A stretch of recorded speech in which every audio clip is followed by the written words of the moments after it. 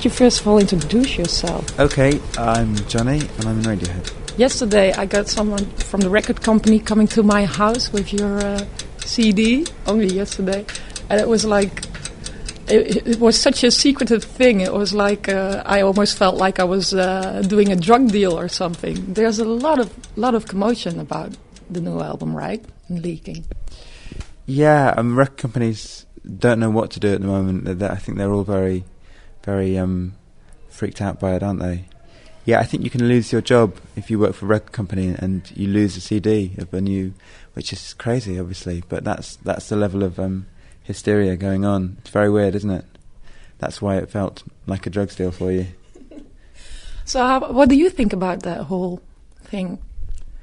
I think I'm looking at the future and thinking, well, the next thing to happen will be when Hollywood and all the film industry have the same problem, which is starting to happen, because I think the movie industry is much more powerful and has lots more money and political influence, and that'll be interesting. You know, I think it's been easy for the world to kind of ignore the music business struggling, but it's going to be weird when the movie business struggles, and and TV shows even.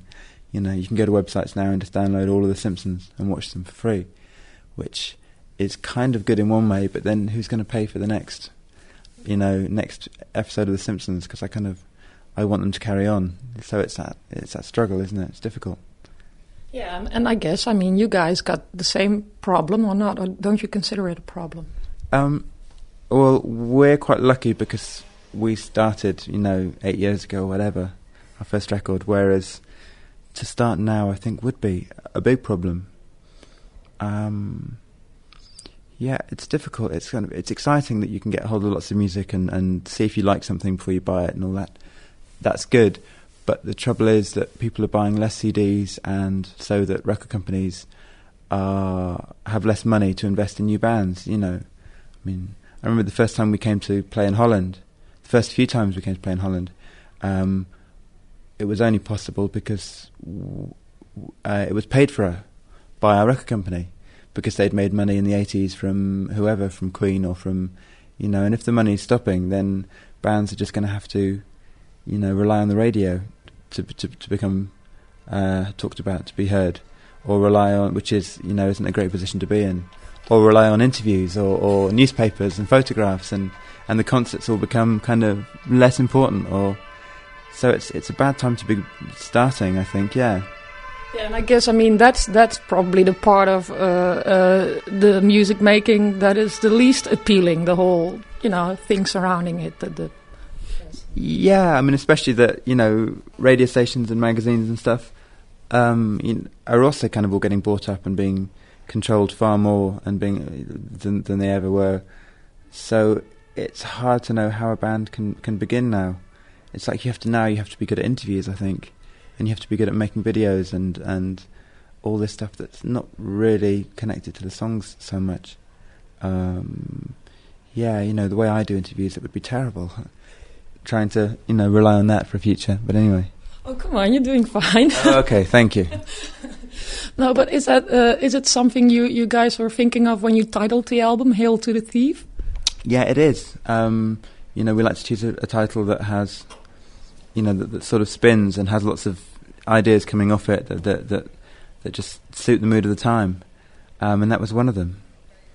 It's like it's a greeting in a way, isn't it? Hail, it's not an insult really. It's just a contradiction. It's like 2 + 2 is 5. One of the song titles.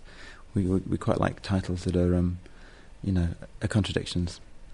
And does that go for your music as well? Contradictions with the music, I suppose so. Yeah, I suppose it does. I think the lyrics for the new record are very dark, but some of the music is very bright and kind of up close to you, and so that's kind of a contradiction. And there's lots of contradictions in the words as well, and between the songs, the mood between the songs. Some songs are all about escape and avoiding the world, and some songs are about being angry with how things are and feeling like you should do something or shouldn't do something, or you should go home and hide with your family and wait for the world to be safe, or or go and complain about it and try and make things happen. Or it's a confused kind of mood that I think everybody is in at the moment. So a confused kind of mood. I think so. Yeah. I mean, there's nothing on the record telling people, what to do, or it's us trying to work out in our heads, trying to make sense, I suppose, of what it's like to be around this year and last year. Yeah. Yeah, I was wondering about that also, because, you guys are pretty outspoken sometimes too about certain political and social issues, but on the other hand, you're not referring to it too directly in your work, right? Yeah, we've done work with Amnesty International and Drop the Debt and stuff, partly because we think they occupy an interesting political position. They're not connected with governments, or countries. They're in the space between the countries, which we find interesting. And and when Tom sings about politics, I think he's singing in the same kind of way. He's talking about the relationship between countries and the fact that the money and power in the world is just distributed in quite a strange way, it feels like. He sings about the IMF and the World Bank, and so I suppose it's politics in that sense, but it's not politics in terms of, politicians. Hey, now these days when Radiohead come out with new work, it's really a big deal, and everybody's always anticipating what you do next. And I was wondering how you deal with that pressure. We look on it as just being very lucky that we can. We're very lucky that we can release a record and be sure that people will listen to it closely more than once, and we don't have to, capture people's attention in the first, in the first 30 seconds of our first single, and we know that people are listening to the music in the same way that we listen to it, I think, which makes us, I think, about the luckiest band around at the moment. I mean that, really. It's, we can, there are kind of lots of people like us, I suppose, which is as weird as you can imagine. But, So how do you listen to your own music? Oh, I suppose quite closely and quite often and repeatedly, and you listen to it while doing nothing else sometimes. So yeah, that's good. Now, I was wondering, are you ever insecure about what you're doing? Or? Yeah, I don't know. Well, that's when it's good to be in a team. You trust each other.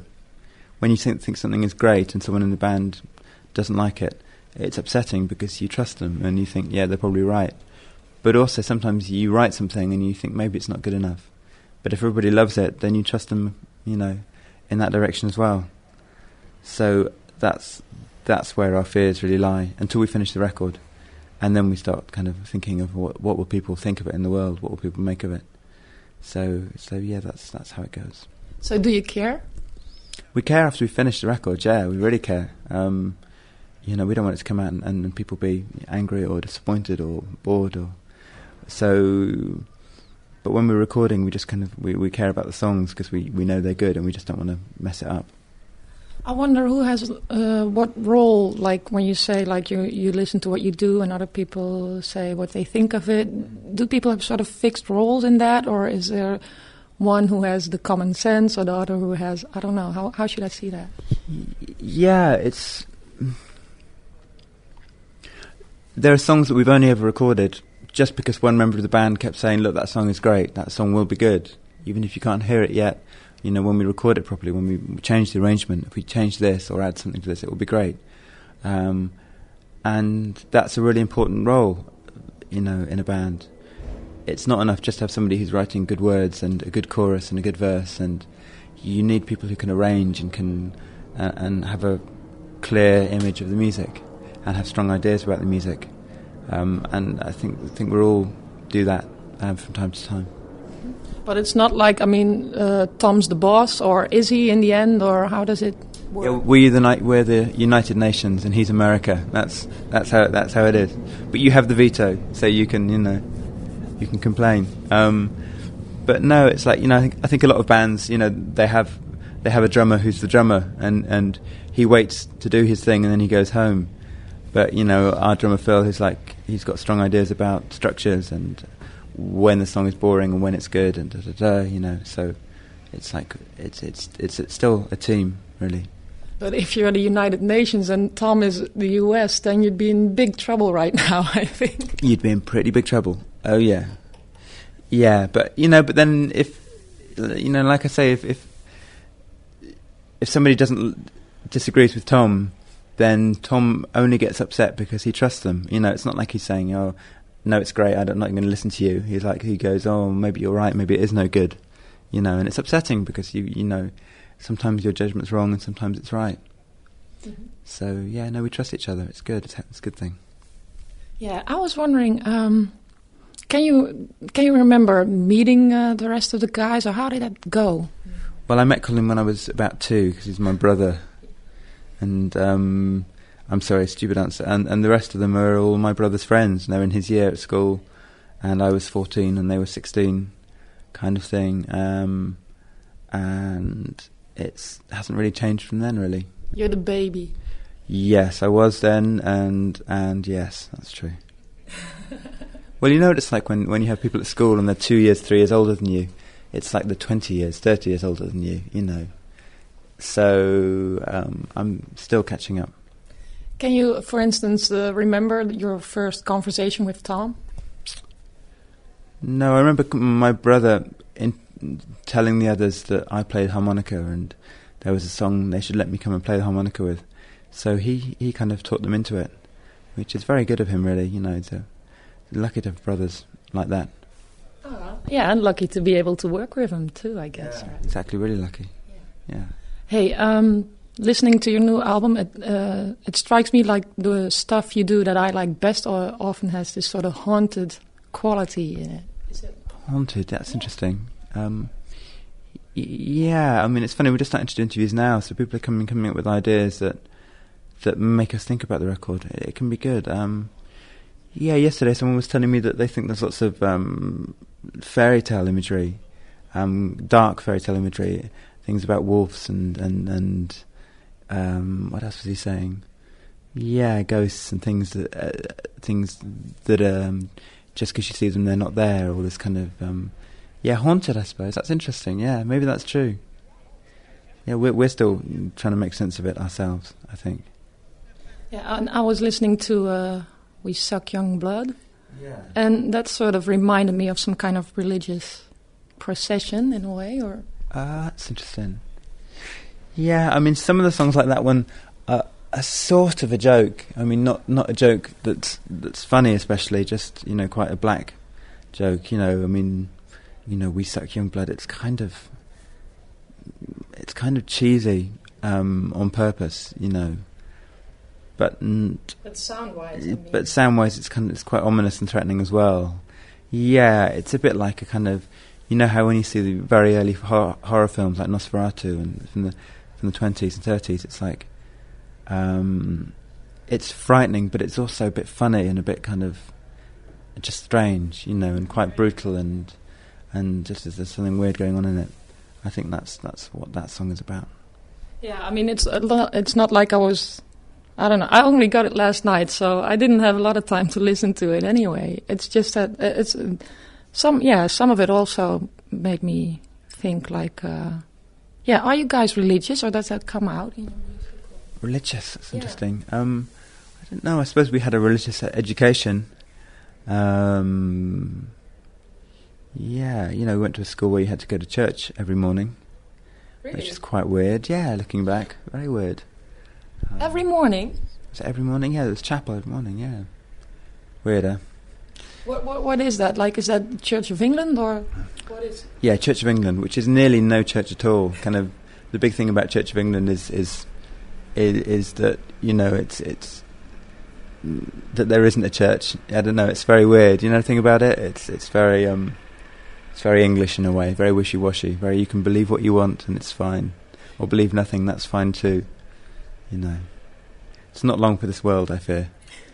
Partly because it's just so nice and gentle and a bit, it's like one of those animals that like the dodo or something, that's just a bit overly friendly and not very and just probably not going to survive very long. Bless it, poor little thing. I think, who knows? No, maybe it'll all be saved, and Big JC will come back and we'll be fine. Who knows?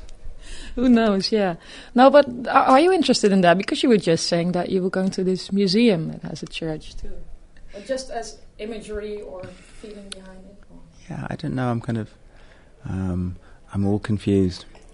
Yeah, I don't know. Lots of the music I love is very religious. So. Like what? Oh, it's kind of classical things, I suppose. Things like Messiaen, and who was fervently Catholic. But then, Elgar was Catholic as well, and he's like the most English composer you can think of, which is quite strange. And lots of my favourite writers, like Evelyn Waugh, was Catholic. So, and this church we're going to is Catholic. So I'm curious from that standpoint, because I know nothing about it. And yet lots of the people I admire were kind of had a very strong Catholic faith. Anyway, I don't know what that's about. Yes, so, interested, but not necessarily part of a church. Yesterday I was checking the internet. I typed in Radiohead at Google, and it said something like 732,000 sites. I was like, whoa, that's scary, isn't it? Almost. Yeah, it is. I don't know. I think of it in terms of paper. If there are 700,000 pieces of paper with the word Radiohead on that have been written in the last 10 years, it's not quite as frightening, because they've all, rotted away and they've disappeared and they're not around anymore. It's only frightening because the internet doesn't die and is still full of rubbish and old information. No, but in general, it's sort of like, also there's this really extensive site called Follow Me Around, and it almost freaks me out, a title like that. Does it freak you out that people follow you with so much scrutiny and everything you do? Yeah, there are lots of people who are very interested in Radiohead, but they're not really interested in us or me, or so it's, again, that's a lucky position to be in. It's like we don't put our faces around much, not in the videos, not on the records, and we're not very interested. We did an American interview, and the journalist had gone to see some fans, Radiohead fans, to ask them questions, ask them what they'd like to know, because this is how he always does his interviews. And he said nobody wanted to know about us. They wanted to know about how we work and about how the music's done. And every other band he's interviewed, they want to know how they live and what their day is like, and and nobody cares about us, which is the best position you could be in, I think, when you're in a band. How do you explain that? I don't know. I suppose we haven't married supermodels, and we haven't, we don't go to parties in London and try and get our faces in Hello, and we're happier just working and playing concerts and keeping our heads down, I suppose. Yeah, I guess you're one of the most unlikely mega acts or mega rock bands there is. We're kind of anonymous, but Radiohead is quite famous. It's like working for a company that's famous. It's like working for Rolls-Royce or something, or you just, people have heard of it and some people like it, but the engineers behind it are sort of irrelevant. And that's how we want it to be, I think. Yeah, I guess that's sort of like what you project also, in a way, or to the outside. It's sort of, I don't know. Yeah, it's not like there's a lot of big scandal of involving your lifestyles like Oasis had and stuff like that. So. Yeah, it's like, we're kind of, I think our drug of choice is probably aspirin. So, we'll be fine. I was wondering, when you set out to make new music, do you consciously try to innovate, or how do you consciously try to find new paths to express yourself in music? Yeah, it's a balance. You're bored with what you've done before, I suppose, and bored with the music you're hearing. But then on the other hand, there's lots of music that sounds completely original, and it's like nothing you've heard, and it's got new sounds and new beats, but maybe it's bad music as well. So you have that conflict, between looking for new sounds but not just making bad music with new sounds, which is possible. I think people forget. I forget sometimes. I'm like everybody. I'll go to a record shop and you know, you hear it's always men as well listening to a few seconds of lots of different records on a turntable like dance music, and they're going through them, and they're just looking for the sounds and looking for the beats and making sure it sounds like new, and that's the reason for buying it sometimes. And when you've done that a few times, you start thinking, well, you know, you take it home and you don't like it, even though it is new. It's not, you know, sometimes it's good. You know, there's Aphex Twin, and there's lots of artists doing great music that is new and different, and then there's new and different, and it's not good. Then it's just new and different for new and different sake. Yeah, I think so. You've got to. It's a difficult judgment because, you know, it's easy to be wrong, but I'm just saying that it's not enough to innovate in terms of sound. It's got to be a piece of music still. It's got to be 4 minutes long and do something to you, I suppose. Not be the right 3 seconds in the shop and it'll be fine. You know, it's something else, I think. And what is it? It's something else, you think? I don't know. That's my, because the other extreme is bands that just use guitars and you know and hate electricity, hate the future and hate computers, and it's, I don't think that's right either, because you know they're just guitars in the same way as a computer is just a computer. It's not, you know, neither of them are the holy way of making music. You know, back to religion again. But I don't know. I suppose we're still confused and still working it out, but we're making music at the same time, in the middle of all that confusion. So that's what we do. Yeah, well, I guess the confusion, that's what keeps it exciting. Yeah, I think that's true. Yeah, you're right. It's good to be confused and busy. I think that's us. Confused and busy? Yeah, or just sort of uncertain, but you know, with a direction as well, kind of, you know, energy, uncertain energy. Yeah, something like that. I don't know what I'm saying.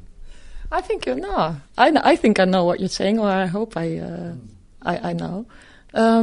If I ever read any criticism about you guys, it's that you think too much. Think too much. Yeah, it's difficult, isn't it? Think too much. Yeah, I don't know. You know, it's. You know what I mean? I mean, a lot of course. Yeah. It's you know, on one level, it's only music, and you know, if you don't think about it too much, then maybe that means the music is more pure and coming straight from the heart. But I don't really agree with any of that. That's like lots of people used to say about jazz artists in America, that, you know, these guys, they can't read music or anything, but they're playing purely from the heart, and they're not thinking about it, they're not talking about it, they're just, you know, it's like they're savages in a way, and it's like, which is just terrible, kind of crazy logic. You know, look at somebody like Miles Davis, who went to the Juilliard Academy and, you know, studied music at the highest possible level, but nobody ever talks about it. They prefer this idea of somebody who's just, you know, primal force making music and not understanding it, you know, rather than somebody who, you know, if asked to play E flat minor with an added third, can do it straight away with that, and explain musical theory. And, you know, people don't like to see the strings, I suppose, and they don't like musicians talking about the strings that are making things work, making the puppet move. So that's thinking too much, I suppose. Yeah, but then when we're writing and recording, we just play the songs over and over again until they're right, you know, and keep changing them, and that's thinking as well, in a way. Yeah, it's difficult, isn't it? So do you think that's a myth, the whole idea that, you know, music should be purely intuitive? I think it is a myth. I think people want their music to sound like that, which is good. And I think some people want to believe that music is like that.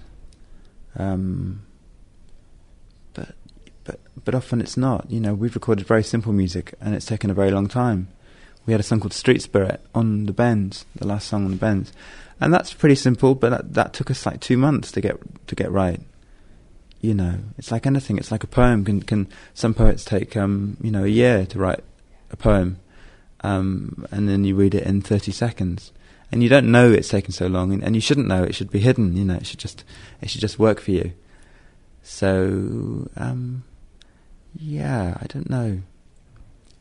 Yeah, I think too much. I suppose maybe we do sometimes think too much, but I don't think you can hear that in the music. you can just hear it in interviews like this. Yeah, because that also seems like you're just saying about the poem. Then you don't know somebody's been working on it for a year. With you guys, it's different because every time you do something, you're sort of forced to pick it apart in conversations like these later on. Yeah, well, it can be good to pick things apart and make sense of it, but and we don't mind doing it. We're sort of interested as well because we want to make sense of it too, I suppose. And we've got half an idea of what we're trying to do. And sometimes you meet somebody who's got the other half of the idea, so it's interesting.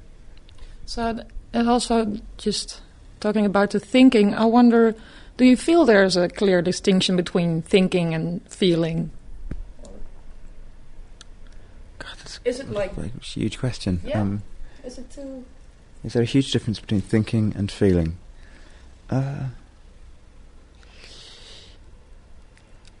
suppose you use thinking to make a framework for the music, and then when you perform it, you do it with more feeling.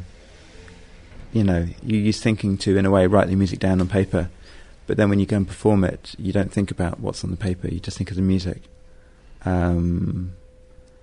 So it's not enough to just set up in a studio as a band and jam and, you know, and trust that your feeling is going to provide good music.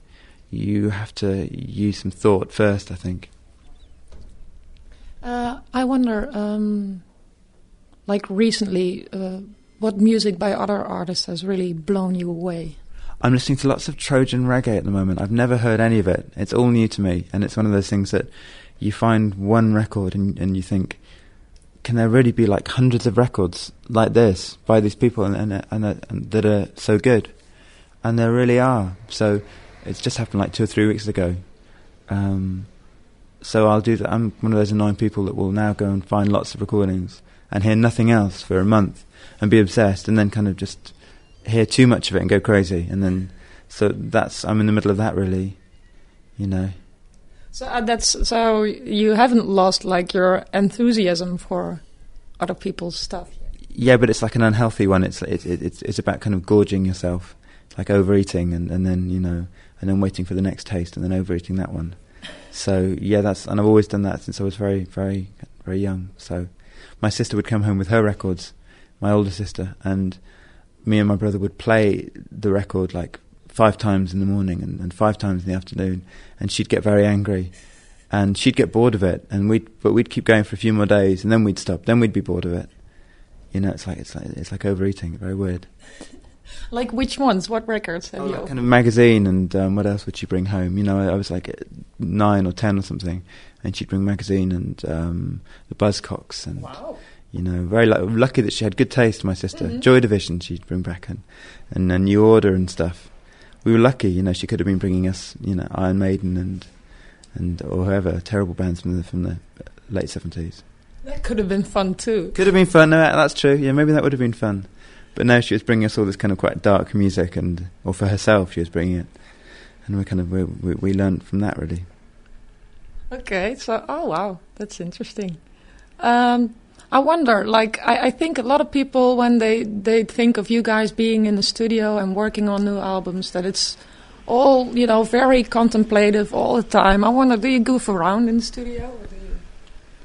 Yeah, I mean, you can hear, like on this record, the first song, 2 and 2 is 5, at the beginning you can kind of hear what Tom's saying, and you can sort of hear that everybody's happy, because they were, and it was goofing around. Yeah, it can be really fun, you know. Yeah, I think so. So do you need to be friends to keep going in a band like this for so long? Yeah, of course. You know, and we are, luckily. You know, we're all in each other's houses all the time, and it's great. We never go out as 5 people, but we all see each other all the time, so it's good. Mm-hmm. I wonder, from what I've heard from the album, it's not completely different from what you've done before, but you have tried to find new grounds. How do you feel about that? Yeah, it's that balance thing, isn't it? It's doing things that are new for the sake of it, or which sometimes. What am I saying? Yeah, it's you know, we're not scared to use, and not scared is the wrong word, but we're excited by all of these things. We're excited by computers and by pianos and guitars and if the song demands it, then we're happy to kind of, just go into a room and choose the instrument we need, even if it's a computer or if it's a keyboard, and that's the motivation behind these things, really. Yeah. You personally, you really like instruments or different instruments, right? Or experimenting with them more. Yes, I mean there's some great instruments around. I'm kind of stopping that. I'm just getting suspicious of, it's like I kind of, there's lots of instruments I play that we never record, and so I'm kind of stopping that whole slightly irritating thing of looking for new instruments to play, because it sort of feels like I have enough, really, to be honest. Yeah. Yeah, and what are your favourites right now? Probably the guitar and the keyboard, piano. I love my laptop. I love programming in computer languages, like building music software, writing. I love doing that at the moment. And I still love the On Martineau, which is this kind of French electronic keyboard that has really inspired me, and they're probably my favourites, really, the On Martineau and the guitar. What makes the guitar so special? It's just kind of instant and quick, and and you can do things on it very quickly, and it's a physical object, and that's about it. I'm not really interested in the history of it or the connotations of sounding like old records. That it's more just that it's light, and you can plug it into something, and it's it's kind of a useful tool. Yeah, but a useful tool, that doesn't sound very passionate. Well, it's 11 years old, and it's a bit scratched, and it's all right, and I've only got one, and that's kind of as exciting as I feel about it. Okay, I think